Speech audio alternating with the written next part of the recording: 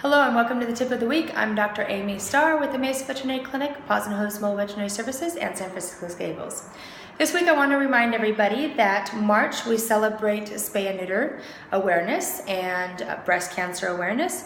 And we want to remind everybody that we do have a 20% off of all spays and neuters during the month of March. The reason for this is multiple. There are so many problems when we don't spay and neuter our pets. Really, if we think about it, us not wanting to spay and neuter is pretty selfish. You know, we're thinking as humans, we're not thinking for the benefit of the pet. And our pets that are spayed and neutered live much longer lives. They don't have risk of certain cancers and infections and things like that. This week alone, I saw 3 pyometras, which is a potentially fatal infection in the uterus. And I saw 2 mammary tumors, which is breast cancer, that can spread and shorten the life of the pet. And I also saw 2 prostate enlargements, possibly cancer, and 1 testicular cancer. So that's just 1 week alone in the life of a veterinarian. I know as owners, we a lot of times say, oh, I've had pets my whole life. I've never spayed or neutered them. I've never had a problem.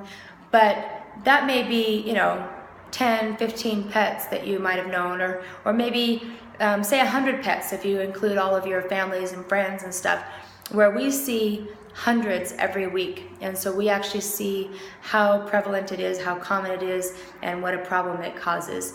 And it's devastating because it's something that is totally preventable. If you spay and neuter your pets early, they are preventing so many diseases that can be fatal. And we all know that we want to keep our pets around as long as possible. We want to keep them as long as possible. And so it's our duty to make those decisions that are right for our pets and not think about us as humans, what we would want.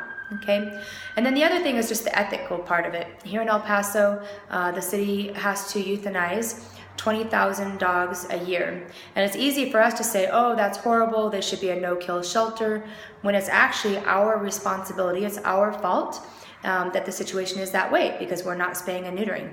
And everybody says, oh, I just want to have 1 litter. Well, that 1 litter, those puppies that go to homes, whether it's your family or yourself, could be a home for a pet that's already alive.